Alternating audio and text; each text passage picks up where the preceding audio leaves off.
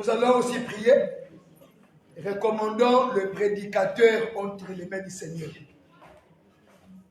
Il n'a pas des paroles de vie qui lui appartiennent, si ce n'est la parole de Dieu qui est avec lui. Et quand il va prêcher, qu'il ne dit pas des choses qui proviennent de l'homme, qu'il ne nous prêche pas les raisonnements, mais qu'il nous prêche l'inspiration de Dieu. C'est là où se trouve la vie. Et pendant qu'il prêchera, qu'il soit sous la haute sécurité de Dieu. Que Dieu le protège, que Dieu le garde et qu'il le préserve contre toute attaque. Que Dieu soit celui qui l'utilisera afin qu'il nous parle pour que nous recevons la vie. Prions au nom de Jésus-Christ. Au nom de Jésus-Christ, Adonai, c'est toi le véritable prédicateur. C'est toi l'enseignant par excellence. C'est toi qui détiens toute la connaissance. Et c'est toi-même qui es la connaissance exacte. Oh Dieu, parle-nous par le prédicateur d'aujourd'hui. Celui qui prêchera aujourd'hui, Seigneur. Oh bien-aimé, qui ne parle pas au Dieu, c'est qu'il a dans son cœur, au notre Père, étant l'intelligence humaine, Seigneur. Mais qu'il parle au Dieu, nous communiquons les paroles qu'il reçoit de toi pour ta gloire au nom de Jésus-Christ. Qu'il soit sous ta protection, qu'il soit contrôlé, gardé par toi, oh Dieu. Réserve-lui contre les œuvres de ténèbres. Tout ce qui est démoniaque et diabolique au Dieu contre lui, soit nul et sans effet au nom du Seigneur Jésus-Christ. Merci pour notre présence. Merci pour la présence des frères et des sœurs, oh Dieu. Gloire à toi pour tout ce que tu as accompli, oh notre Dieu, au nom du Seigneur Jésus-Christ. Merci, oh Dieu. Au nom de Jésus-Christ, Amen. Amen. En tout cas, nous acclamons le Seigneur parce qu'il est présent.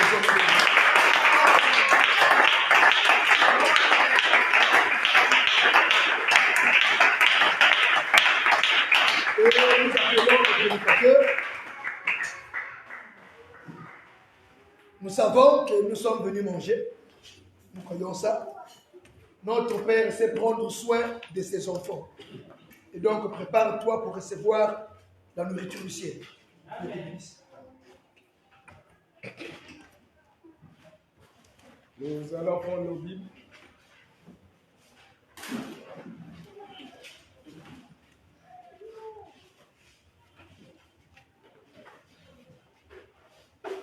Nous allons lire dans notre écriture de base, dans 1 Pierre, chapitre 5, le verset 6. On va lire la parole dans 1 Pierre, le chapitre 5e, au verset 6. Lisons le nom du Seigneur. Humiliez-vous donc sous la main puissante de Dieu afin qu'il vous élève au temps convenable. Que Dieu bénisse sa parole. Amen. Vous pouvez prendre place.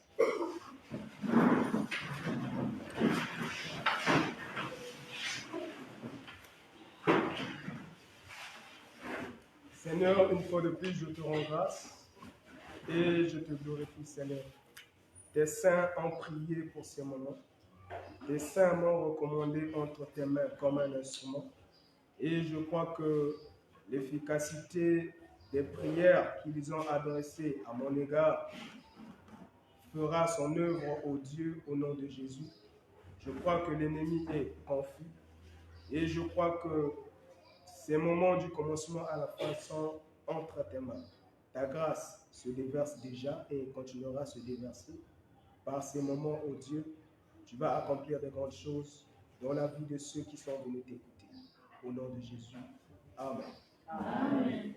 Nous vous saluons au nom de Jésus-Christ. Amen. Que la paix du Seigneur soit avec vous. Amen. J'ai comme l'impression que nous ne sommes pas là. D'autres sont là, mais ils ne sont pas là. Que la paix du Seigneur soit avec vous. Amen. Voilà. Là même, les hommes sont contents. En réalité, nous devons comprendre la valeur de celui que nous servons. Vous avez déjà participé au meeting, les choses qui se font dans le monde là, lorsqu'il y a des votes. Vous voyez comment la population acclame pour le candidat. Mais ici, il n'est pas question d'acclamer un candidat physique. Il va vous faire des promesses que non, quand je vais passer, je ne sais pas, vice-président ou je ne sais pas, président, je vais arranger des pompes, je vais arranger, je ne sais pas, des fourrages, des hôpitaux. Non, ici, il est question de Dieu. En réalité, dans l'élection de Dieu, ce n'est pas lui le candidat. C'est nous qui sommes les candidats et Dieu, c'est lui la population. Donc, ce n'est pas toi qui as voté Dieu, c'est lui qui t'a voté. Je ne sais pas si vous comprenez. Dans l'élection de Dieu, il t'a choisi toi. Parmi plusieurs candidats, il t'a pris toi. Il t'a voté toi. Et aujourd'hui, si tu es ce que tu es, c'est parce que le choix de Dieu est tombé sur toi. Amen. Et il faut t'estimer heureux parce que Dieu t'a choisi. Amen. Est-ce que vous comprenez? Amen. Si Dieu te donne la même manière de voir les choses que moi, tu comprendras pourquoi je dis cela. Il suffit juste que je passe à côté d'un bar pour que mon cœur soit rempli de compassion. En fait, quand je vois les autres dans le bar, ça me fait mal de voir un papa qui est en train de danser devant la bouteille. Je me dis vraiment, j'ai trouvé grâce. Vraiment. Parce que ce que lui il fait, il ne le fait pas de lui-même. Il le fait parce qu'il est aveugle. Parce qu'il n'a pas encore croisé la lumière qui va transformer sa vie. Et si moi aussi, ma vie n'était pas transformée, je devais continuer dans cette même vie. Ah oui, hein? Maintenant, moi qui ai trouvé grâce, est-ce que je vais me comporter comme une personne disgracieuse? Je ne crois pas. Même quand je suis malade, même quand je suis, je ne sais pas dans quel état, je m'efforcerai à reconnaître l'immensité de la grâce de Dieu. Amen. Ce n'est pas seulement ça. Quand tu dors, si Dieu t'ouvre les yeux pour te montrer ce qui se passe rien que quand tu dors, tu vas peut-être signer abandon pour dire que je ne dormirai plus. C'est vrai. Et si Dieu te montre les réalités spirituelles de ce monde, je crois que même quand je viendrai te visiter, tu diras, repars à la maison, moi je suis en train de prier. Tu auras besoin de prier sans cesse. Vraiment. Parce que le monde dans lequel nous vivons a des réalités compliquées. Vraiment. Ce que nous voyons avec les yeux physiques, dans le monde spirituel, ça se traduit autrement. Toi, quand tu vois ça, c'est une parcelle, dans le monde spirituel, c'est un marché. Toi, quand tu vois que je suis un être humain, la nuit, tu es une table sur laquelle on tape les machins. Donc, je ne sais pas. Il y a des réalités tellement compliquées que si on t'expliquait ça, tu commenceras à prier sans arrêt. Vraiment. Parfois, tu es, je ne sais pas, le pneu de la voiture, je ne sais pas, du chef du quartier. Toi, tu es son pneu. Dans la nuit, quand tu dors, tu te réveilles le matin, les courbatures, tu ne sais pas ce que tu as fait. Or, tu étais la roue d'un véhicule. Maintenant, si on te montre ces réalités-là, est-ce que tu vas encore faire ce que tu fais? Jamais. Va te dire non. Si ce n'est pas Dieu, je continuerai à être esclave. Vraiment. Est-ce que vous comprenez? Amen. La journée, on sait que tu es la fille de monsieur Intel. La nuit, tu es sa femme. Donc, ça n'a aucun sens. Le monde dans lequel nous vivons est un monde qui est tellement méchant. D'où, si ce n'est pas la grâce de Dieu, c'est difficile. Tu quittes la maison, tu viens ici. Ah, mais oui, mais si mais ça va me je te dis que tu parles mal. Parce que si Dieu t'ouvre les yeux, rien que ton parcours, tu diras, mais combien de fois j'ai raté la mort? Ah. Rien que traverser le goudron qui est devant chez toi là. Plusieurs ont traversé, ils ont été renversés. Ah oui, hein? Toi, tu as traversé, rien ne t'est arrivé. C'est la grâce de Dieu. Amen. Si Dieu nous montre tous les films qu'il joue pour nous, tu diras qu'il t'aime trop. Amen. Est-ce que vous comprenez? Parfois, le fait même qu'il te fait retarder à la maison, c'est pour ta protection. Est-ce que vous savez ça? Amen. Dieu est prêt à tout pour te faire du bien. Je donne un exemple simple. Moi, je suis le chauffeur. Le chauffeur qui devait te renverser lors de ta traversée. Mais moi qui suis chauffeur, le Seigneur permet, vu que c'est moi qui devais te renverser, le Seigneur permet que toi tu traînes à la maison. et que moi je passe d'abord. Ensuite, toi tu passes. Vous voyez ce que Dieu fait? Moi, c'est moi qui devais te renverser avec mon véhicule. Dieu te fait traîner à la maison pour que moi je passe d'abord et que toi tu passes après. Quand tu traverses, tu ne remarques rien, tu te dis que non, ça va. Mais Dieu a fait quelque chose. Ah oui, hein? Est-ce que vous voyez? Amen. Parfois, il y a des frères qui ont lâché, je ne sais pas depuis où. Mais à cause de toi, Dieu a fait que ça marche. Pour que ta vie soit préservée. Est-ce que vous comprenez? Dans les moyens de transport où tu rentres. Parfois, à cause de toi, Dieu épargne la vie de plusieurs. Mais tu n'as même pas prié parfois avant de sortir. Mais Dieu t'a préservé. Voilà pourquoi je dis toujours que si Dieu devait nous faire du bien par notre justice, ça ne devait pas marcher. Tous les jours, il devait y avoir des catastrophes. Oh, la sœur était, elle n'est plus du milieu de l'eau parce que déjà, sa vie a pris fin, telle chose lui est arrivée. Si Dieu devait tenir compte de la justice, on devait compter les hommes comme ça. Et Bambigagaba 5, demain, Bambigagaba zone. Parce que Dieu est amour. Voilà pourquoi il nous fait grâce dans son amour. Pas selon tes œuvres, ne te glorifie pas. C'est selon son amour. Est-ce que vous comprenez?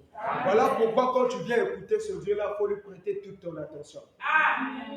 Parce que Dieu, quand il parle, il dit toujours les choses pour ton bien. Il te dira toujours ce qui est relatif à ton salut. Est-ce que vous voyez?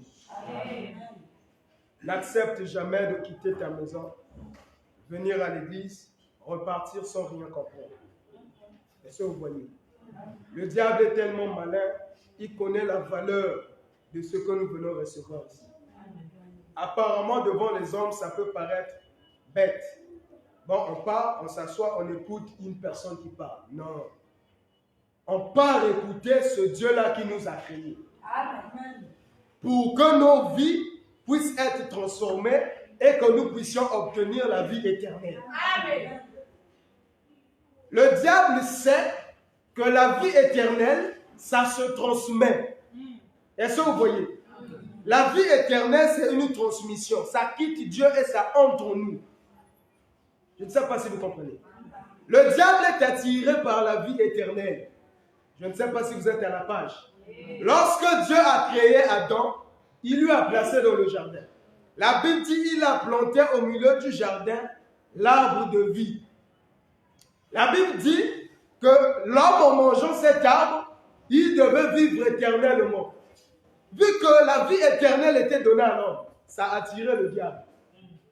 Le diable est venu pour arracher à l'homme la vie éternelle que Dieu lui avait donnée. Voilà pourquoi il a poussé Adam dans le péché. Et à cause du péché, Adam a perdu cette vie éternelle. Le diable connaît la gloire d'être devant Dieu parce qu'il était auprès de Dieu.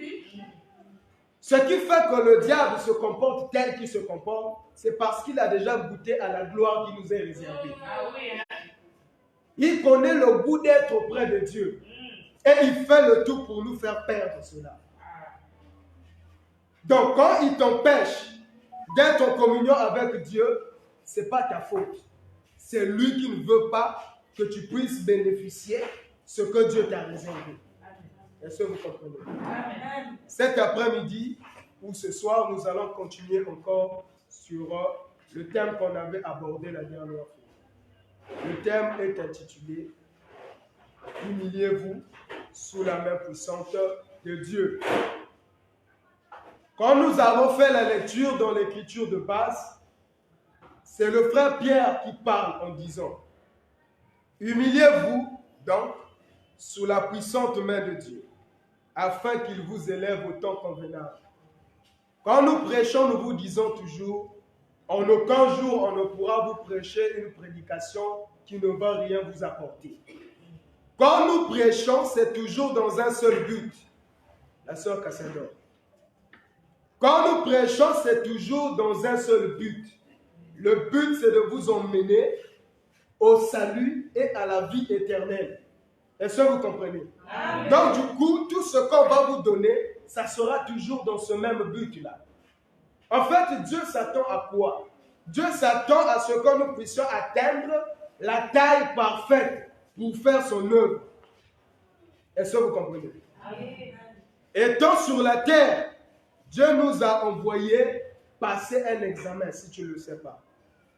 Sur la terre, nous sommes dans une salle bien. Il sait aussi que tu travailles bien. Est-ce que vous comprenez? Amen. Maintenant, le Seigneur est tellement bon, il a mis à la disposition des saints, les serviteurs, pour montrer aux enfants de Dieu ce qu'ils doivent faire. La Bible dit, la nature elle-même ne vous enseigne-t-elle pas? Si on prend un enfant, on lui met dans une salle, on dit que tu es en train de préparer le BPC. On ne lui donne pas, il n'a aucun professeur, aucun encadreur, rien du tout, pas de leçon, pas de cours. On lui dit seulement, tu vas préparer le BPC. Je vous assure que même s'il est le plus intelligent du monde, il va buter. Bien.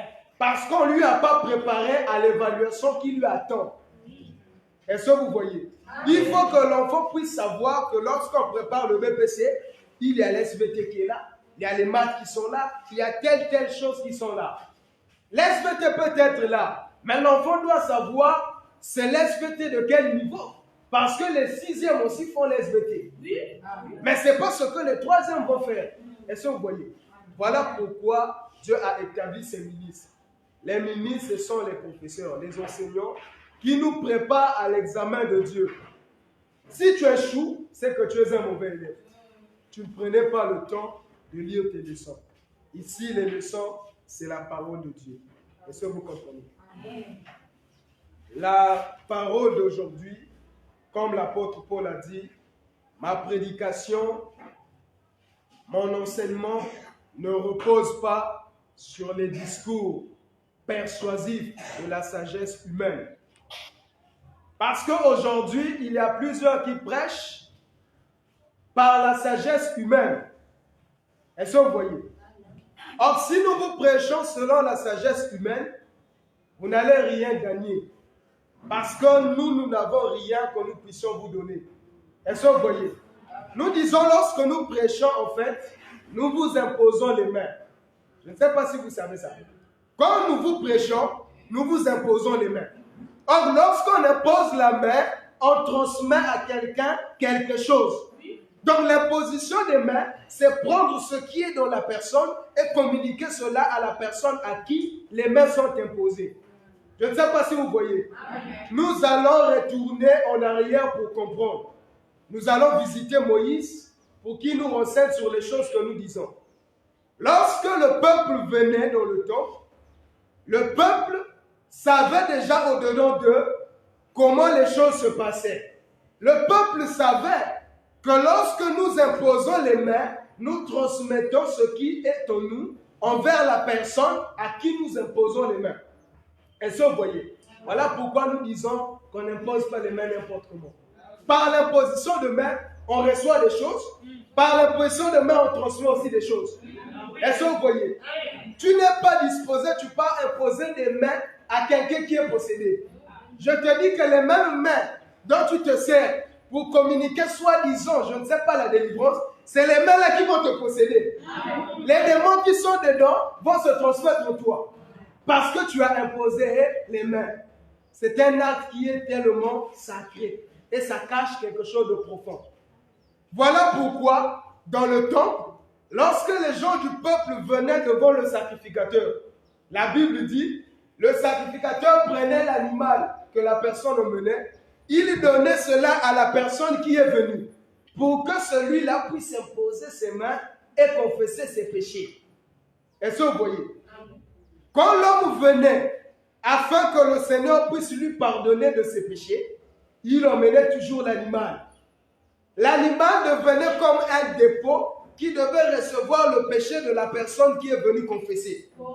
Et quand l'homme confessait ses péchés, en imposant ses mains sur l'animal, les péchés qui étaient en lui se transmettaient dans l'animal. Et il fallait maintenant brûler l'animal pour que le pardon des péchés soit accordé à la personne qui a imposé les mains. Est-ce que vous voyez? Amen. Maintenant ici, il est question de transmettre la vie éternelle. Je ne sais pas si vous suivez. Donc quand nous prêchons, nos mains sont étendues et c'est imposé sur vous. Quand nous vous prêchons, nous prenons la vie éternelle, nous vous communiquons cela. Je ne sais pas si vous voyez. Amen. C'est ça la portée de la parole de Dieu. Et vous devez la comprendre comme ça. Maintenant, si tu comprends que la prédication, c'est une imposition des mains sur toi, tu dois bien t'apprêter à recevoir ce que Dieu te communique. Amen. Ici, le Seigneur est en train de nous communiquer la vie éternelle au travers de la prédication. Vous devez vous estimer heureux parce que nous ne vous prêchons pas les choses du monde. Est-ce que vous voyez? Aujourd'hui, dans les églises, il y a tellement la pagaille au point où le peuple de Dieu n'arrive plus à comprendre quelle est la vérité. Aujourd'hui, les hommes de Dieu prennent le temps de distraire la foule de Dieu. Je ne sais pas comment ils se sentent lorsqu'ils montent devant du haut de la chair pour prêcher au peuple de Dieu. Parce que moi, personnellement, quand je suis devant le peuple de Dieu, je me sens condamné. Je me sens condamné, pourquoi? Parce que si je ne donnais pas au peuple ce qui est autant convenable, la condamnation de Dieu est sur moi. Ah oui, hein? La moindre minute qu'un serviteur de Dieu peut prendre devant le peuple de Dieu, c'est facturer cher devant Dieu.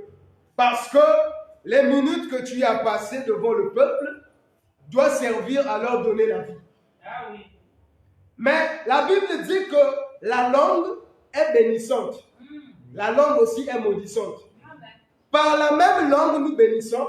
Par la même langue aussi, nous maudissons. Donc la prédication aussi, c'est pareil. Par la même prédication, on peut tuer le peuple. Par la même prédication aussi, on peut sauver le peuple. Donc c'est par la prédication que le peuple est emmené au salut. C'est par la prédication aussi que le peuple s'égare. Est-ce que vous voyez? Si nous vous prêchons que Dieu voit seulement le cœur, il ne voit pas le reste des choses. La chair est poussière, elle retournera à la poussière. La chair et le sang n'héritera pas le royaume des cieux. Par la prédication que je vous prêche, je suis en train de vous détruire. Parce que toi qui étais censé avoir la crainte de Dieu, tu n'en auras pas. Tu te diras que Dieu ne tient pas compte de la chair, vu que la Bible dit que la chair et le sang ne peuvent pas hériter le royaume des cieux. Or qu'il faut qu'on t'explique la chair et le sang qui ne doivent pas hériter le royaume des cieux.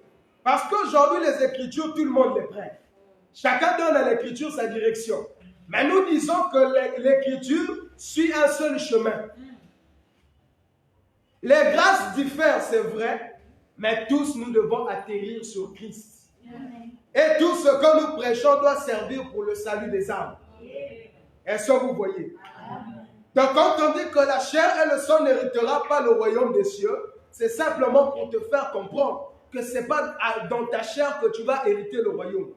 Et ce n'est pas en suivant ta chair que tu peux être sauvé. Parce que cette chair-là est déjà condamnée.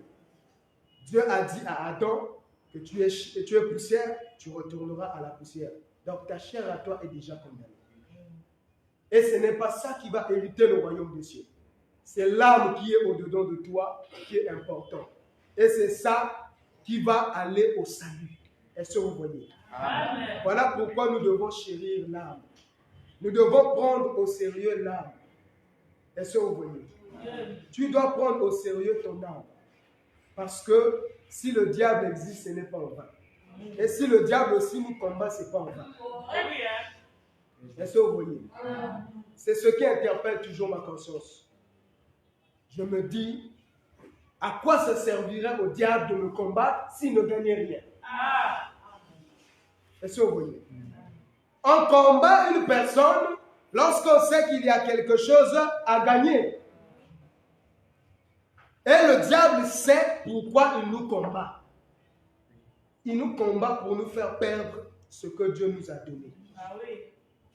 Et le diable, c'est un ennemi infatigable. La Bible dit, résistez au diable et il fuira loin de vous. On n'a pas dit, et il ne viendra plus.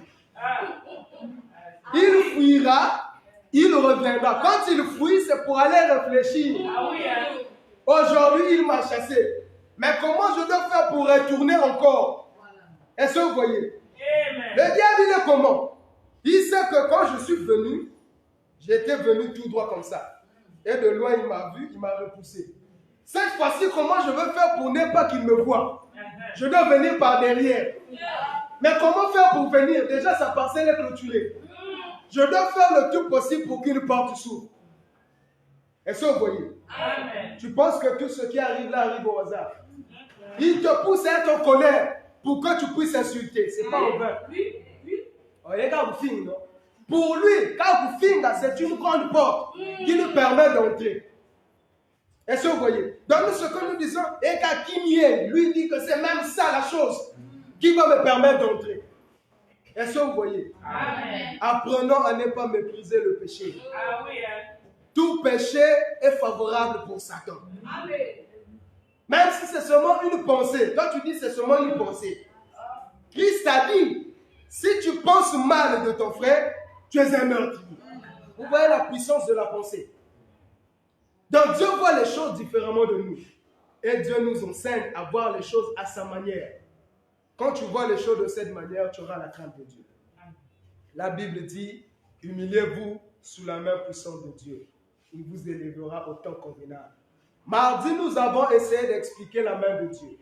Nous avons pris des écritures, nous avons associé les écritures pour donner un sens à ce que nous avons voulu dire. Nous avons dit ceci, cette écriture-là, plusieurs peuvent la prendre, l'expliquer de plusieurs manières. Mais le Seigneur a trouvé bon que nous puissions aborder ça dans ce sens. En réalité, ce que nous devons reconnaître, c'est pourquoi le Seigneur a déclaré cela. Pourquoi nous devons nous humilier sous la main puissante de Dieu? Il y a un pourquoi.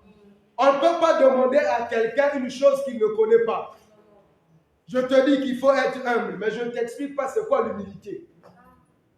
Tu dois être poli. Je ne t'explique pas c'est quoi la politesse. Est-ce que vous voyez? Tout ce que Dieu nous demande de faire, il prend la peine de nous expliquer ce que c'est et comment le faire. Donc quand le Seigneur nous demande de nous humilier, c'est lui-même qui nous apprend encore c'est quoi l'humilité et comment devenir humble. Est-ce que vous voyez? Amen. Nous allons prendre une autre écriture. On va prendre Marc 9.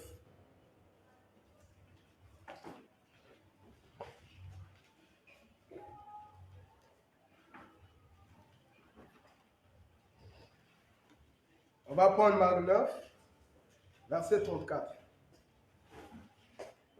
Lisons la parole dans Marc, chapitre 9, à partir du verset 34. Mais ils gardèrent le silence, car en chemin, ils avaient discuté entre eux pour savoir qui était le plus grand. Alors il s'assit, appela les 12 et leur dit, si quelqu'un veut être le premier, il sera le dernier de tous et le serviteur de tous. Et il prit un petit enfant, le plaça au milieu d'eux, et l'ayant pris dans ses bras, il leur dit, quiconque reçoit en mon nom un de ces petits enfants me reçoit moi-même. Et quiconque me reçoit, reçoit non pas moi, mais celui qui m'a envoyé. Ok, Matthieu chapitre 19, verset 13. Matthieu, le chapitre 19e, à partir du 13e verset. Alors, on lui amena des petits enfants, afin qu'il leur imposât les mains et pria pour eux. Et les disciples les repoussèrent. Verset 14. Et Jésus dit, laissez les petits enfants et ne les empêchez pas de venir à moi. Car le royaume des cieux est pour ceux qui leur ressemblent. Verset 15e. Il leur imposa les mains et il partit de là. Que Dieu bénisse sa parole. Amen. Toutes ces écritures, nous les avons lues le mardi. Et pourquoi nous les avons pris? On les a pris pour venir ajouter un plus sur ce que nous voulons vous communiquer. Ici, le Seigneur va faire un geste qui est prophétique. Pendant que les disciples étaient en train de se disputer la place du plus grand, en demandant au Seigneur qui était le plus grand parmi eux? Le Seigneur répond, celui qui veut être grand, il doit d'abord devenir le serviteur de vous tous. Je ne sais pas si vous voyez. Amen. Le Seigneur définit les choses différemment de nous.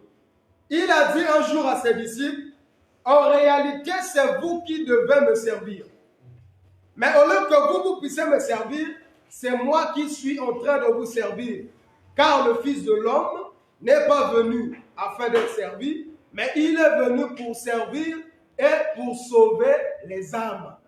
Est-ce que vous voyez? Amen. Ici, le Seigneur nous montre simplement c'est quoi le salut.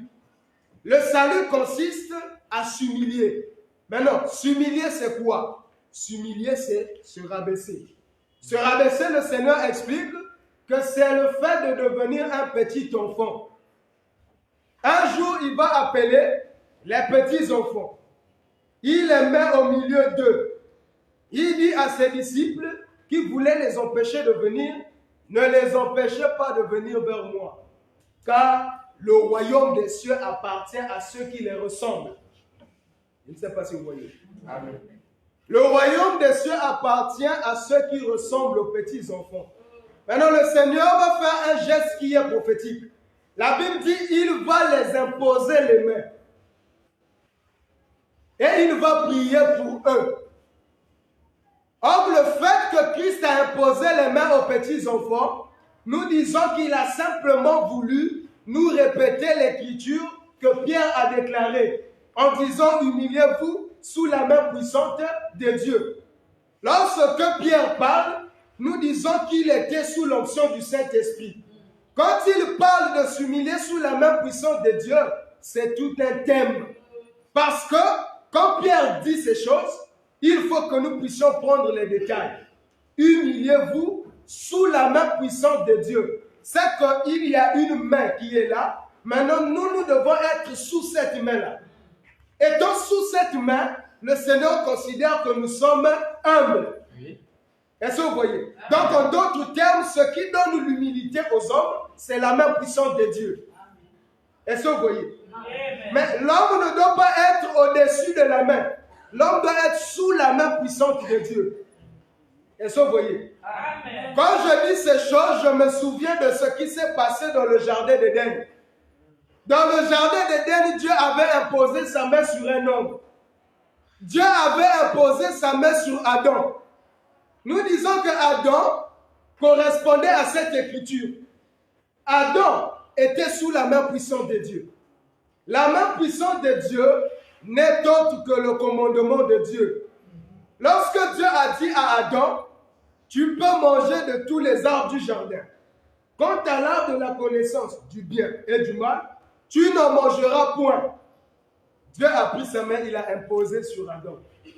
Aussi longtemps qu'Adam obéissait à ce commandement, Dieu considérait que Adam était un petit enfant. Parce que pour trouver l'humilité, tu ne peux pas trouver l'humilité dans une grande personne. Si tu as besoin de trouver l'humilité, tu dois trouver ça dans un petit enfant. Est-ce que vous voyez? Donc si tu es grand, nous disons que tu n'as pas en toi l'humilité. Et si tu n'as pas d'humilité, c'est que tu es orgueilleux. Et la Bible dit qu'aucun orgueilleux n'héritera le royaume des cieux. Est-ce que vous voyez? Quand nous parlons d'avoir l'humilité, nous parlons d'avoir le commandement en toi. Quand Adam avait en lui le commandement, quand il obéissait au commandement, il était humble. Mais le jour où Adam a décidé de mettre dans sa vie l'orgueil, Dieu l'a résisté. Parce que la Bible dit que Dieu fait grâce aux humbles, il résiste aux orgueilleux. Vu que Adam avait laissé l'humilité pour se tourner vers l'orgueil, nous ne voulons pas aussi que nous puissions devenir comme Adam. Mais nous voulons que la main puissante de Dieu soit sur nous. Est-ce que vous voyez? Amen. Quand nous disons qu'il faut s'humilier sous la main puissante, ça revient à dire que la main de Dieu doit exercer une influence sur la personne. La personne est en bas, la main doit être au-dessus. L'homme doit toujours être en bas. Est-ce que vous voyez? Être en bas, c'est avoir la position du rabaissement. Le Seigneur a fait comprendre à ses disciples, si vous voulez être sauvés, vous devez d'abord commencer par descendre. Est-ce que vous voyez? Tant que tu n'apprends pas à descendre, tu ne seras jamais sauvé.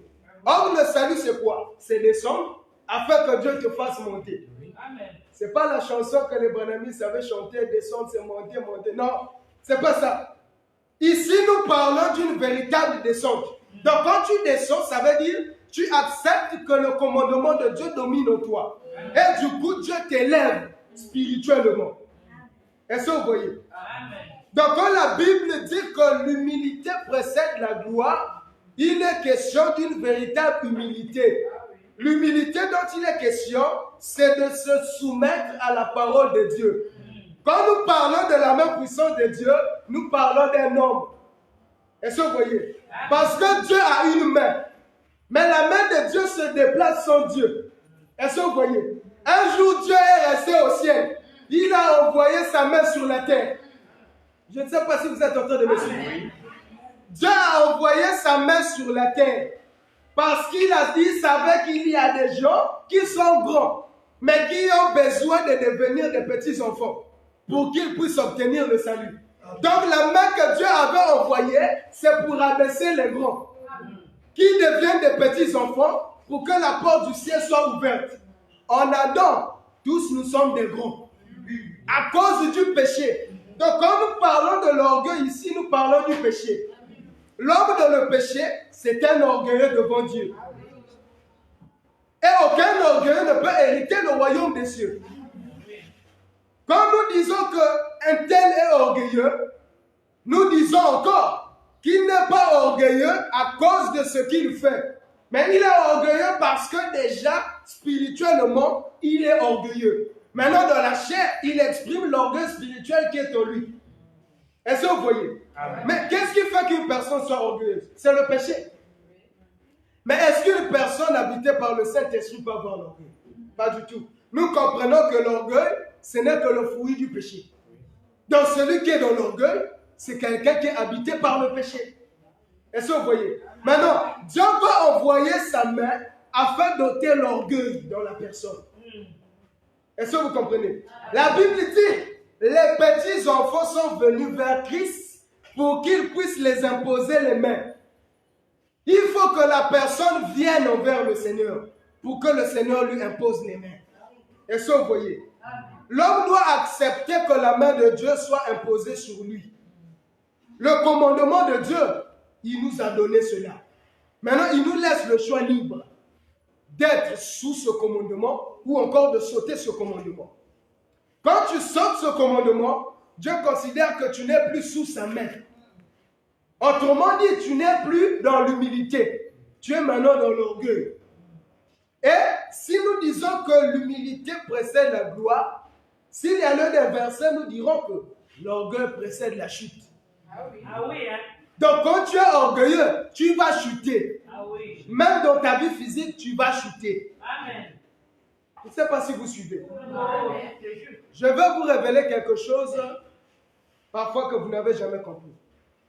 En fait, quand tu étais païen, s'il y a lieu de parler en tant qu'humain, je dirais que tu étais plus à l'aise que quand tu as cru. Pourquoi? Quand tu crois au Seigneur, ta vie tout entière, tes moindres faits et gestes dépendent de Dieu. Et le Seigneur va maintenant faire marcher ta vie physique en fonction de ta vie spirituelle. Donc, d'une part, croire au Seigneur, c'est comme un piège. Mais un piège salutaire. Oui. Quand tu crois au Seigneur, lui, il va commencer à faire marcher ta vie physique en fonction de ta vie spirituelle. Ah oui. Quand ta communion n'est pas bonne avec lui, il y a plusieurs choses aussi qui ne vont pas tourner dans ta vie. Tu fais ceci, ça ne marche pas. Tu fais ceci, ça ne marche pas. Parce que la communion. Toi-même, au-dedans de toi, tu sauras, vraiment, si ça ne marche pas, c'est seulement la prière. Ah oui, hein? Dès que tu reviens au Seigneur dans la prière, il fait marcher pour te dire que c'est par ma grâce que ça marche. Amen. Amen. Tu dirais, mais c'est qu'est-ce qu'il ne va pas? Même les païens. Même les païens n'ont pas connu ce que toi tu as connu. Les païens n'ont pas croisé la lumière que toi tu y as croisée. Et du fait que tu as croisé la lumière, tu as commis une maladresse, demeure dans la lumière. Amen. Est-ce que vous voyez? Dieu ne peut jamais laisser son serviteur ou son enfant s'égarer si facilement. Tu diras même finalement, mais je dépasse les problèmes. Parce qu'il cherchera à te rendre la vie difficile pour que tu reviennes à la maison. Je dis ceci, que le fils prodigue, c'était un fils de Dieu, un élu de Dieu. Et qu'est-ce que Dieu a fait? En fait, la vie du fils prodigue doit nous enseigner. Il était dans la maison du Père. Autrement dit, il avait déjà croisé la lumière. Qu'est-ce qu'il va faire? Il va dire non, la lumière ne me convient plus, je dois un peu goûter à nouveau aux ténèbres. Il a pris la part de ses biens. Il est parti avec. La Bible dit dans un pays lointain. Il était très loin du Père, très loin de la maison. Il est parti. Mais qu'est-ce que Dieu va faire? Dieu va faire le tout pour qu'il puisse perdre la richesse qu'il avait. Parce que nous disons que l'homme a les avoirs. Ça lui fait oublier Dieu. Parce que tout ce dont tu auras besoin, tu vas t'en procurer vu que tu as ça. Maintenant, Dieu dit, ok, je vais d'abord épuiser la matière avec laquelle il est sorti. Quand le fils prodigue est sorti de la maison de son père, on n'a pas dit qu'il est parti chercher du boulot. Mais qu'est-ce qu'il va faire avec le boulot? Il avait ça. Il est parti dépenser. Après avoir dépensé, il s'est rendu compte qu'il faut ravitailler. Il est parti chercher un travail qui ne pouvait pas lui convenir en temps normal. Il commençait à nourrir les cochons. La Bible dit un jour, tellement il avait faim, il est arrivé au niveau où il a voulu manger ce que les cochons mangeaient. Mais est-ce que vous comprenez ce qu'il a fait? Tu travailles. Si tu travailles, ça veut dire que tu as un salaire. Maintenant, comment un salarié peut avoir la pensée de manger ce que les cochons mangent? Alors nous disons que la parabole du Seigneur n'expliquait pas les choses physiques. Il nous expliquait les choses qui sont spirituelles. Est-ce que vous voyez? Mais le Seigneur est bon. Parce qu'il savait que la manière dont le fils s'est éloigné, il ne peut pas revenir facilement. Il faut d'abord que je puisse lui dépouiller de tout ce qu'il a. Que je puisse lui mettre dans une situation misérable. Et dans la situation-là, je vais l'aider à retourner dans la chambre. Est-ce que vous voyez? La chambre ici, c'est le lieu secret. Il s'est dit, quand tu veux prier, entre dans ta chambre, ferme la porte. Prie ton Père qui est dans le secret. Le Père qui est dans le secret te le rendra. Nous disons que le lieu secret, c'est ton cœur. Le fils prodigue s'était éloigné loin de son cœur. Or, c'est dans le cœur que le Père se trouve. Je ne sais pas si vous comprenez. La Bible dit qu'il est entré au-dedans de lui-même. Il a pensé à son Père. Comment tu vas penser à ton Père si tu es loin de ton cœur? Vu que ton Père est dans ton cœur. Mais toi, tu as laissé ton cœur loin. Toi-même aussi, tu es loin. Tu n'auras pas la pensée du Père. La Bible dit qu'il est entré au-dedans de lui-même. Il a pensé à son Père. Il s'est dit, non, dans la maison de mon Père, même les serviteurs mangent jusqu'à leur faim. Non, je dois retourner chez mon Père. Même s'il ne m'accepte plus en tant que son fils, il me prendra moi comme son serviteur. Mais nous vous disons ce soir, notre Père ne peut jamais te prendre comme serviteur. Tu es son fils, tu seras son fils. Est-ce que vous voyez? Quand le fils prodigue est revenu à la maison, ce n'est pas comme nos parents de la chair. Tu avais pris, retourne d'où tu reviens. Il a dit, voici mon fils qui était mort, il est revenu à la vie. Est-ce que vous comprenez? C'est nous seulement qui retardons la grâce de Dieu. Est-ce que vous voyez? Aujourd'hui, en fait, le diable est parvenu à nous convaincre. Nous, on se dit, quand on est loin de Dieu, pour qu'on revienne, il faut que Dieu crée quelque chose. Ça doit être parfois la parole, ça doit me toucher. Je te dis non, entre dedans de toi. Est-ce que ce jour-là, on a prêché le fils prodigue pour qu'il revienne à la maison? Il a vu sa situation. Il s'est interrogé, il a dit, ça ne va pas. Dans la maison de mon père, les serviteurs mangent. À leur faim, moi je suis là, je veux manger ce que les cochons mangent. Non. C'est sa situation qui lui a poussé à retourner à la maison. Est-ce que vous voyez?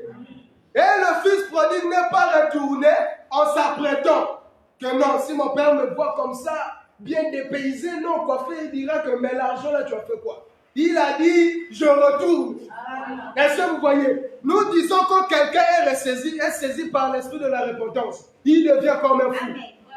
C'est clair. Il va s'en foutre du reste. Il dira que moi, ce qui compte, c'est l'intimité avec le Père. Vous savez pourquoi nous disons ça? Si le fils prodigue était retourné préparé, le Père ne devait pas lui changer des vêtements. C'est qu'il était revenu tout dégueulasse. Il avait des vêtements qui ne correspondaient pas. Et le Père aime lorsque l'enfant revient comme ça. Il va t'expliquer que tu étais mort. Là maintenant tu es revenu à la vie. Il est revenu sans sandales. Le Père lui prenait les souliers, donnait-lui. Est-ce que vous voyez? C'est ça la grâce de Dieu. C'est ce que le Seigneur nous enseigne ce soir. Et si tu comprends ça, l'orgueil qui est dans ta vie là, ça va tomber. Est-ce que vous comprenez? En réalité, la prédication ne consiste pas à vous d'aimer des marteaux. Est-ce que vous voyez? Nous disons que lorsque nous prêchons, nous sommes comme des docteurs. Hein? Quoique nous sommes en train de piquer, mais c'est pour guérir à la fin. Est-ce que vous voyez? Dieu, il est comme ça. Donc pendant qu'il est d'âme, il trouve aussi un moyen pour te faire comprendre qu'il a la main pour ton bien. Est-ce que vous comprenez? Aujourd'hui, le peuple de Dieu meurt parfois par notre mauvaise manière de dispenser. Tu es déjà noyé dans le péché. Le péché ici, c'est comme une mer, c'est comme l'eau, un océan. Tu es déjà dedans. Mais moi qui est censé te faire sortir de là, je viens encore te rappeler ce que je t'avais déjà dit. Je t'avais dit quoi? Que la mer, c'est compliqué. Je t'avais dit quoi? Si tu tombes dans la mer, tu vas te noyer. Bon, là, tu es là. Bon, qu'est-ce qu'il faut se passer? Je te dis que je ne te rends pas service. Nous disons que quand l'homme pêche, il n'est pas inconscient. Il est conscient. S'il est un homme qui est très conscient, c'est celui qui est dans son péché. Il est conscient que moi, mon péché, c'est ça. Et par rapport à ça, je ne suis pas juste devant Dieu. Alors, je viens encore, frère, tu n'es plus dans la justice. Tu es devenu un païen. Mais déjà, tu le sais avant moi. Ce qu'il faut que je fasse, je dois te dire, frère, retourne dans la maison. Là où tu es, là, ce n'est pas ta maison. Retourne dans la maison, il y a le Père qui t'attend. Est-ce que vous voyez? Et ce soir, nous vous disons que le Père est en train d'attendre tous les fils prodigues qui se sont éloignés loin de la maison. N'attends pas demain. N'attends pas après-demain. Dis-toi que le Seigneur me parle ce soir afin que je revienne dans la maison. Est-ce que vous voyez? Regarde ce que le diable t'a fait devenir. Tu es devenu donc un simple objet, une épave qui ne pèse même pas. Mais cependant, si tu peux te souvenir, tu comprendras que tu étais un instrument de Dieu. Mais le diable a tout fait pour te ravir tout ce qui est de Dieu, pour que tu restes vide tel que tu es. Est-ce que vous voyez? Nous disons que le diable est malin. Mais la grâce de Dieu est plus grande que la malignité de Satan. La grâce de Dieu, ça coupe les chaînes. La grâce de Dieu brise les liens. La grâce de Dieu brise le péché. Quand tu reçois chez toi la grâce de Dieu, c'est la force de Dieu que tu as reçue. Est-ce que vous voyez? Le Seigneur permet parfois certaines choses pour que ça serve d'instruction un jour. Dans mes débuts, quand j'ai cru, moi je croyais que quand tu pêches, il faut d'abord attendre un temps pour venir vers Dieu. Quand c'est encore frais, ce n'est pas bon. Donc souvent, je passais des mois dans le péché. Parce que je me dis, à peine j'ai commis, je viens encore devant Dieu. Ah, c'est l'hypocrisie. Or, je ne comprenais pas que c'est le diable qui voulait me garer loin de Dieu. Ce n'est pas le fait d'attendre 3 jours qui fera que le péché puisse peser moins. Au contraire, le poids de ton péché va augmenter du jour au jour, vu que tu es en train de garder ça. Je ne sais pas si vous comprenez. Tu as des habits que tu portes tous les jours. Tu enlèves, tu jettes. Est-ce que tu t'attendras à ce que ça diminue ou ça doit monter? Le poids de la saleté va augmenter parce que tu n'es pas en train de nettoyer. Est-ce que vous voyez? C'est ce que Christ nous accorde comme grâce. Le Seigneur sait que nous sommes pécheurs. Voilà pourquoi il a disposé devant nous la cuve des reins. Quand les sacrificateurs montaient sur les degrés, ils ne pouvaient pas commettre l'erreur d'aller d'abord soulever l'animal et sacrifier. Dieu pouvait le tuer bêtement. Il prenait d'abord le temps de se laver les mains dans la cuve des reins. Parce que l'homme est sale. Et Dieu, comprenant que nous sommes sales, il nous donne la possibilité d'être propres. Amen. C'est la parole de Dieu qui nous rend propres. Vraiment. Mais la parole de Dieu, c'est la main de Dieu. Amen. Maintenant, toi, tu dois t'humilier sous la main de Dieu. Nous avons dit que la main de Dieu, c'est Jésus-Christ. Est-ce que vous voyez? Il faut que Christ s'impose dans ta vie. Regardez ce qui se passe. Quand la main de Dieu est imposée sur toi, c'est que Dieu est en train de te transmettre quelque chose. Est-ce que vous voyez? Nous disons que l'humilité, c'est un homme. Donc, quand la main de Dieu est imposée sur toi, il te communique Christ. Christ en toi, c'est ce qui fait l'humilité. Est-ce que vous voyez? Donc, nous disons que être humble, c'est avoir Christ dans sa vie. Quand tu as Christ dans ta vie, tu es humble. Maintenant, comment recevoir Christ? C'est au travers de l'évangile. Quand l'évangile sort, il faut ouvrir les oreilles pour que Christ pénètre ta vie s'il n'a jamais pénétré ta vie. Est-ce que vous comprenez? La prédication, c'est un moment de causerie entre le Créateur et sa créature. C'est un moment où Dieu dit des vérités à sa créature. Et moi, j'aime le Seigneur parce qu'il ne cache rien.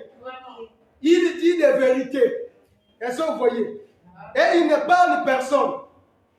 En réalité, ce qui fait la différence entre les paroles d'homme et les paroles de Dieu, c'est que les paroles de Dieu ne se préméditent pas. S'il advenait qu'un jour, je puisse connaître en tête tout ce que je dirai du début à la fin, dites-vous que je vous communique ma sagesse. Quand nous méditons la Bible, nous prenons les bases. Et le reste là, c'est Dieu qui met les ingrédients dans la soupe. Donc c'est lui-même qui vient donner le goût. Vous savez, il y a des fois même nous-mêmes nous nous étonnons. Tu dis quelque chose, tu te rends compte. Mais moi-même je suis à l'intérieur. Mais le Seigneur t'a poussé à parler à ton propre cœur. Est-ce que vous voyez? Et nous disons que Dieu est comme ça. Il n'épargne personne. Lui, quand il se met à opérer, il ne se rend pas compte que celui-là est ceci. Et même l'instrument qu'il utilise, lui-même aussi, il dame. Donc pendant que nous prêchons là, nous-mêmes aussi, nous recevons des marteaux.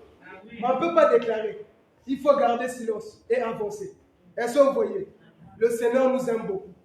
Le Seigneur veut nous sauver. Le diable, il fait le tout possible pour nous détruire. Le diable ne sera jamais ton ami. En aucun jour, il te fera du bien. Au contraire, il fera tout pour te nuire. Est-ce que vous comprenez? Mais je te dis, être loin de Dieu, c'est ta propre ruine. Quand je vous dis que d'une part, croire au Seigneur, c'est comme un piège. Vous ne croyez pas ça. Quand tu étais païen, hein, tu étais un peu à l'aise, je te dis. Parce que le vieux sorcier de votre famille, là, il savait que toi, tu étais pourtant un païen. Mais tu as cru au Seigneur. Tu t'es donné à Dieu. Ta chaleur a commencé à déroger le vieux sorcier. Il s'est rendu compte que de la famille, il y a maintenant un opposant. Vous pensez que sa prière, c'est quoi? Ah, il y a un bois même. Il y a un bois vraiment, un père de chaleur et je vais la récupérer. Et toi, voilà, tu commets la maladresse de laisser Dieu. Mais il y a une femme là qui a chanté que Mosika Nayo, Bandoka famille va s'épeler. Mais nous disons qu'elle avait compris. Ah oui. Quand tu es loin de Dieu, mais les sorciers de la famille sont contents. Parce que ce qu'il te faisait auparavant, il le refera. C'est clair. Si chacun peut se souvenir de sa vie d'avant, il y a de ceux qui ne vont même pas oser s'éloigner de Dieu. Il y a de ceux qui ne dormaient pas la nuit. Tu dors, c'est des maris de nuit. Tu dors, c'est des femmes de nuit. Tu dors, c'est ceci, c'est cela. Tu sens comme si tu es ailleurs. C'est comme si on t'emmenait, je ne sais pas où. Tu te réveilles, tu es fatigué. Mais tu reçois la grâce de Dieu. Tu prends la grâce de Dieu, tu fous le pied. Mais tu n'as pas encore compris la grâce de Dieu, c'est quoi? Prends même la grâce qu'on va donner, c'est un païen qui en a besoin. Est-ce que vous voyez? Le Seigneur nous aime tellement. Il nous aime tellement. Le diable sait qu'il ne peut pas éloigner un élu du salut de Dieu. Le diable sait qu'il ne peut pas faire perdre un élu. Il ne peut pas égarer un élu. Et du fait que Dieu t'a déjà élu, le diable ne peut pas t'égarer. Il cherchera à t'égarer, mais il ne peut pas. Ne va pas te dire, vu que j'ai élu, c'est bon, même le péché là, c'est rien. Un élu reste un élu. Même si je tombe, Dieu finira par me relever. Je te dis que tu vas te perdre. Ah oui, hein? Quand nous prêchons, il faut savoir prendre le bon côté des choses. Il ne faut pas déformer la parole de Dieu. Sinon, tu vas te perdre. Quand nous disons que le diable connaît les élus de Dieu, c'est vrai. Il sait que celui-là, tout ce que je ferai, il ne pourra jamais s'égarer. Je peux l'éloigner un moment de Dieu. Il retournera vers Dieu. Est-ce que vous voyez? Maintenant, qu'est-ce que le diable fait? Il va faire le tout pour que tu puisses marcher avec difficulté. Il va te mettre les bâtons dans les roues. Donc quand tu lui laisses l'occasion, il te récupère. La première des choses que le diable fait pour rendre la marche d'un enfant de Dieu difficile, il va toucher à ton vêtement. Le vêtement blanc. Nous disons que le témoignage d'un homme, c'est un vêtement blanc. La moindre tache est visible. S'il y a quelque chose à conserver, c'est le témoignage. Et s'il y a une chose que le diable touche en premier, c'est d'abord le témoignage. Quand il touche ton témoignage, il aura la facilité de te faire perdre. Est-ce que vous voyez? Si déjà auprès de certaines personnes, il est parvenu à ôter le témoignage d'enfant de Dieu que tu as, pour que ces gens-là te considèrent païen, c'est fini. Auprès d'eux, déjà, il t'a gagné. Ça ne t'est jamais arrivé. Dans mon parcours, ça m'est déjà arrivé. Il y a de ces gens ici dans ma vie, auprès desquels je ne peux pas être un frère. Donc, ils ont déjà une mauvaise image de moi. Donc, même quand je viens devant eux, je suis vraiment limité. Parce que, déjà auprès d'eux, le témoignage a été gaspillé. Et nous disons qu'il n'est jamais trop tard. Le diable fait ça pour t'empêcher d'être un enfant de Dieu. Si tu es un enfant de Dieu à moitié, le diable t'atteindra toujours. Parce qu'il sait qu'auprès de telle personne, je parviendrai à le faire sentir païen. Est-ce que vous voyez? Il y a de ces gens devant lesquels tu n'oses pas parler de Dieu. Parce que tu sais, tu es à l'aise. Lui ne voit pas ce qui est en toi. Il voit seulement ce que tu as fait. Parce que les enfants de Dieu sont des êtres humains. Ce n'est pas des esprits. Et quand on est humain, ça veut dire qu'on a des erreurs. Mais quand tu es un enfant de Dieu, il faut marcher avec sagesse. Parce que la moindre erreur en tant qu'enfant de Dieu peut te coûter cher. En supposant que dans la parcelle où tu as perdu ton témoignage. C'est déjà quelque chose de très grave. Parce que tu seras dans l'incapacité de vivre ta vie d'enfant de Dieu. Même quand tu vas prier, tu vas te retenir. Quand tu vas chanter, tu vas te retenir. Tu te diras, papa, tu vas dans un parce que quoi déjà, dans la parcelle, tu pars médiser avec tes voisines qui sont païennes. Tu parles du mal des autres personnes envers des voisines païennes. Maintenant, demain, Yahweh. Dès que tu commences là, tu t'arrêtes. Est-ce que vous voyez? C'est comme ça. Il faut garder le témoignage. Et si le diable t'a déjà fait perdre ton témoignage auprès de certaines personnes, ne crois pas que c'est déjà fini. Un enfant de Dieu est violent. Quand on parle de la violence, ce n'est pas ce que nous faisons de la chair. Là. Est-ce que vous voyez? Amen. Le royaume des cieux appartient aux violents. Je ne dois pas. Non. La violence là, c'est parvenir à récupérer ce que le diable a dit. Donc même envers les personnes envers qui l'ennemi a sali ton témoignage, tu dois continuer à être enfant de Dieu auprès d'eux. Montre-leur que celui qui est en toi est plus fort que celui qui est dans le monde. Montre-leur que même si eux ils ne croient pas que tu es un vrai enfant de Dieu, tu l'es. Montre-leur que ce qu'ils ont gardé de toi est déjà passé. Tu es une personne qui a tourné la page.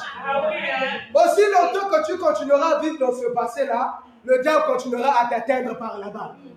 Est-ce que vous voyez? Si réellement tu as reconnu que ce que j'ai fait au préalable n'était pas bon, tu as tourné la page. Tourne la page une bonne fois. Ne reviens plus sur ça, l'ennemi va t'atteindre. Avance. Christ a dit, celui qui tient à la chambre, qui regarde en arrière, n'est pas digne du royaume. Nous disons qu'il y a une famille qui était sortie. Cette famille-là avait touché à la charrue. Mais ils n'avaient pas reçu le conseil de Dieu. Parce que nous disons qu'un jour, le Seigneur a visité Sodome. Quand il est arrivé, il a pris une famille. Il les a fait sortir. Avec une prédication à l'appui. Il ne faut pas regarder en arrière. Parce que vous avez déjà touché à la chambre. Mais on nous dit, la femme de l'autre a regardé en arrière. Elle est devenue une statue de sel. Quand tu regardes ton passé, sache que tu t'es arrêté. Une statue ne bouge pas. Le fait de regarder en arrière, tu as toi-même stoppé ta marche. Tu te sentiras en arrêt. Tu te sentiras limité. Mais le Seigneur ne veut pas que tu aies des limites. Il veut que tu avances. C'est ça l'humilité. L'orgueil doit tomber dans nos vies.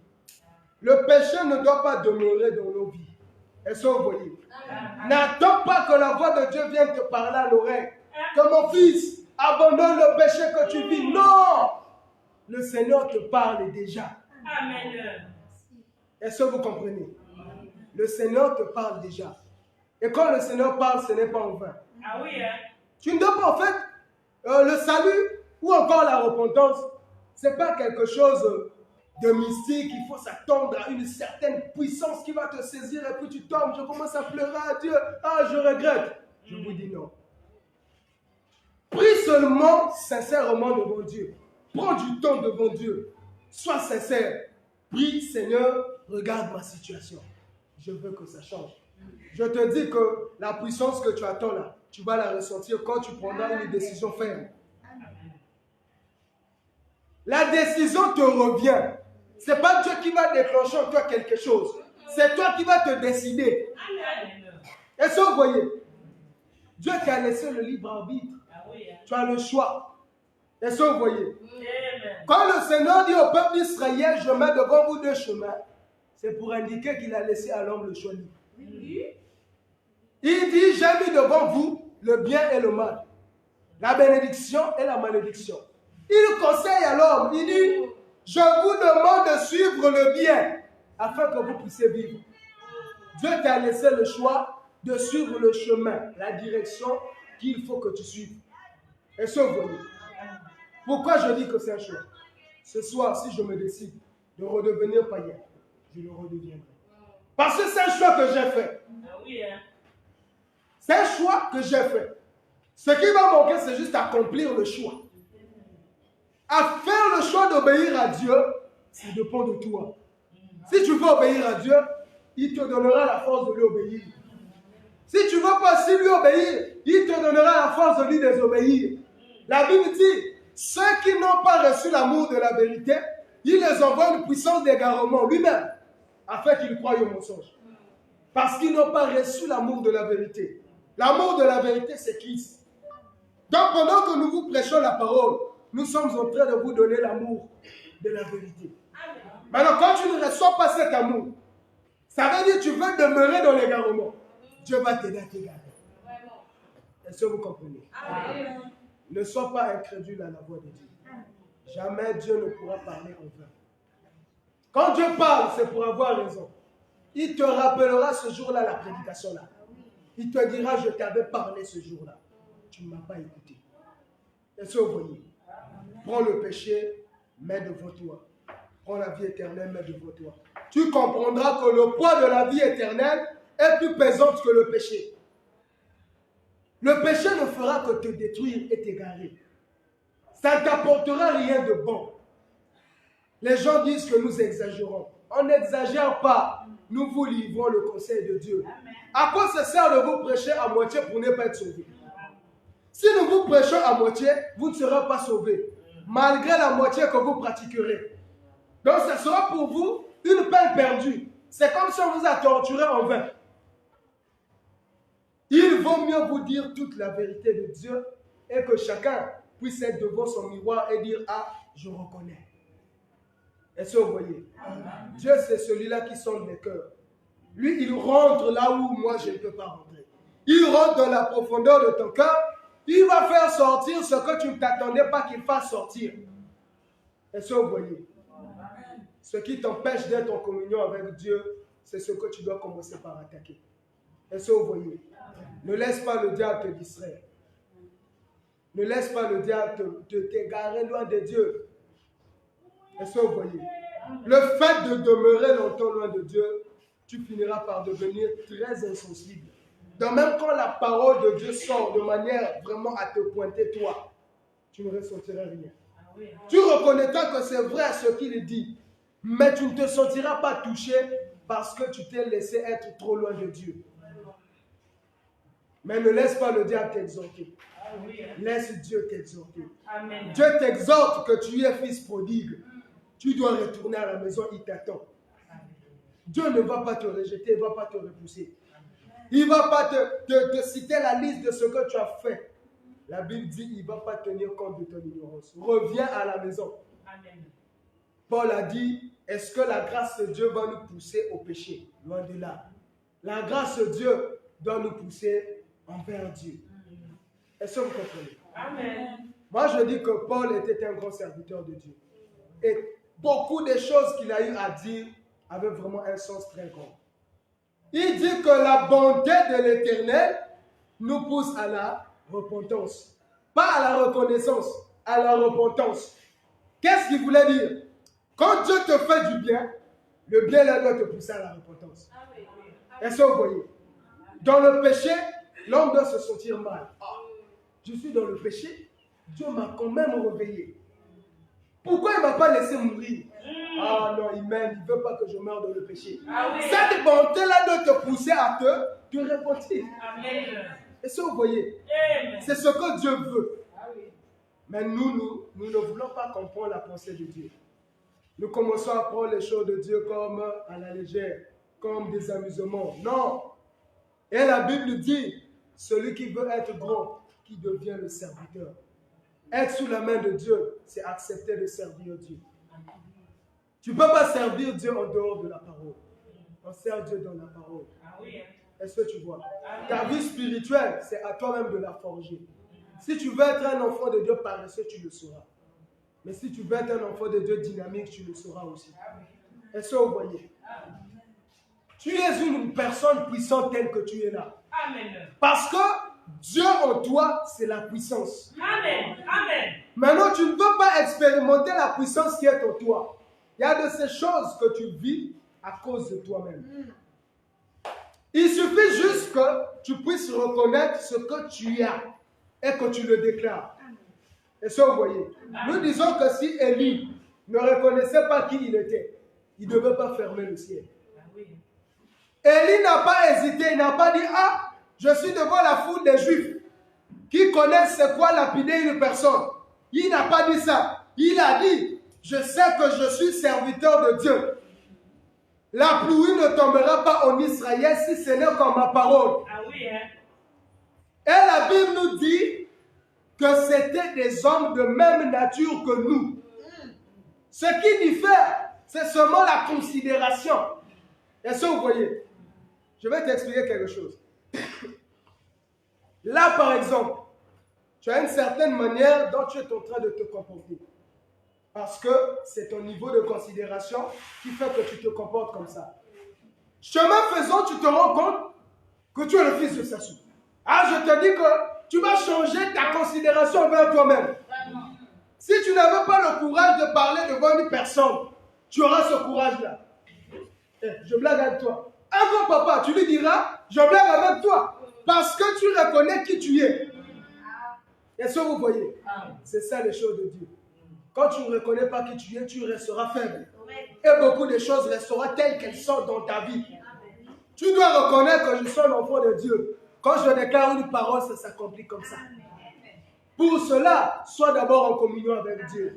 La communion ne coûte pas cher. Tu peux venir ici à l'église.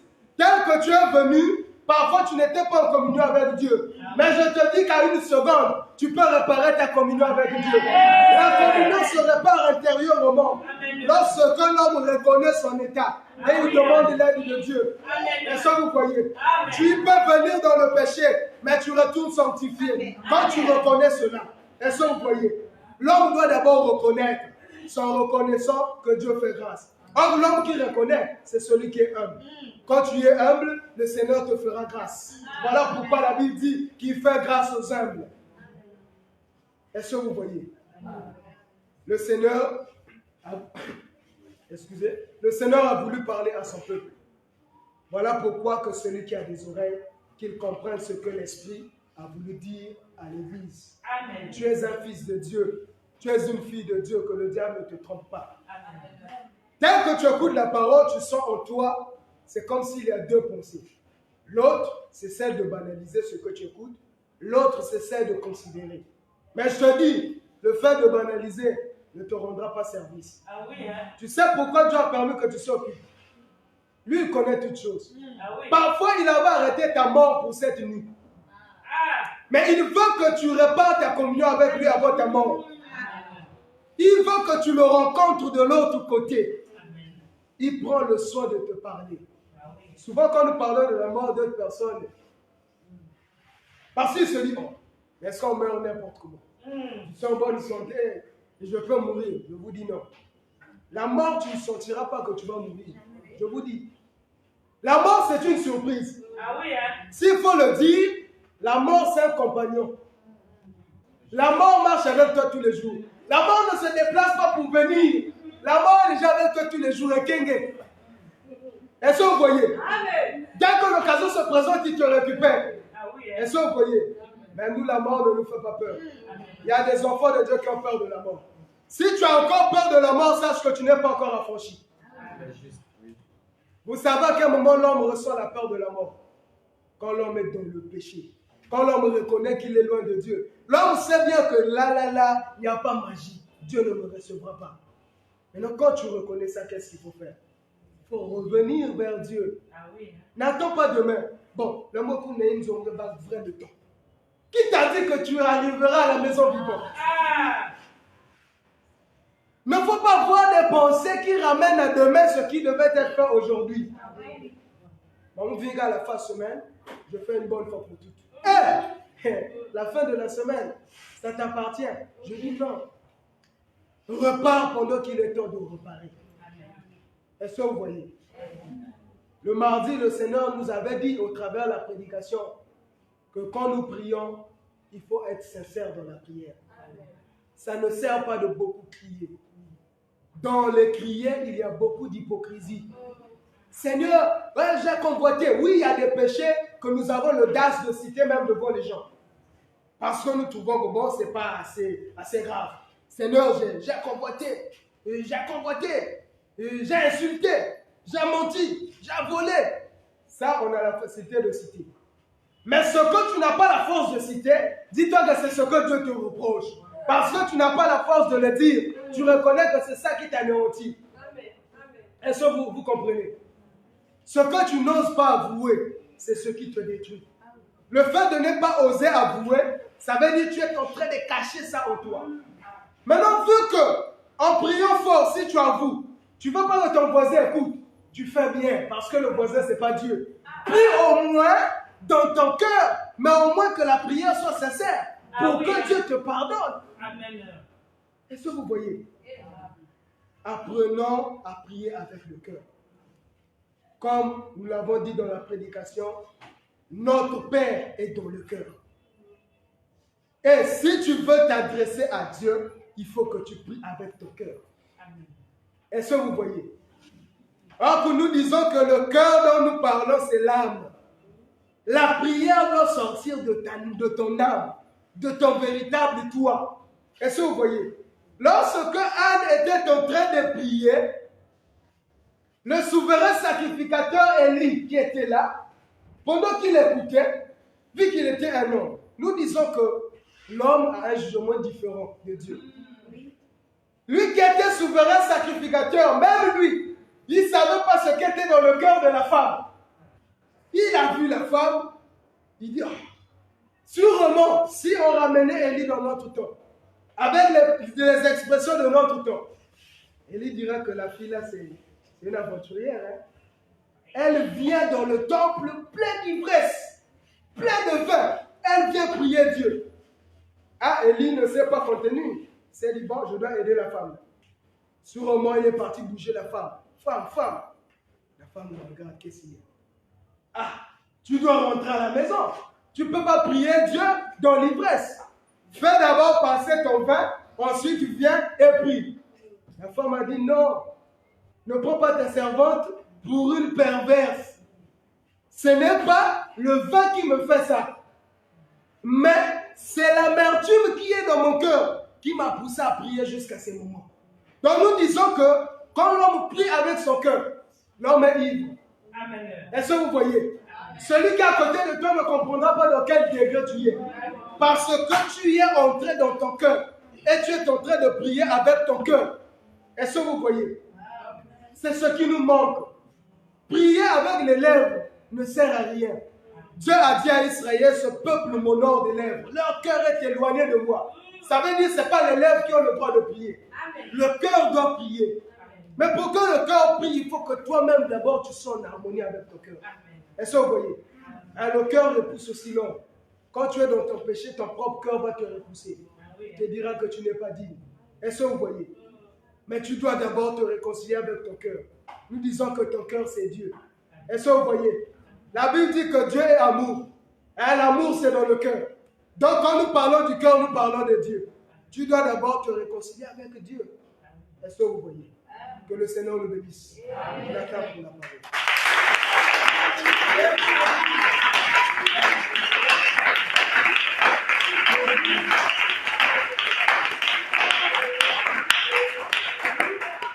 Que le Seigneur vous bénisse. Amen. Chacun est libre de prier Dieu, tel qu'il a compris la parole. Toi-même, tu sais à quel niveau tu étais, à quelle distance tu étais de Dieu. Et toi-même, tu sais ce que Dieu t'a dit personnellement. Parle à ton Dieu avec ton cœur. Demande à Dieu ce qu'il convient de demander. Il le fera dans ta vie. Il le fera tel que tu le demandes. Prions au nom de Jésus-Christ.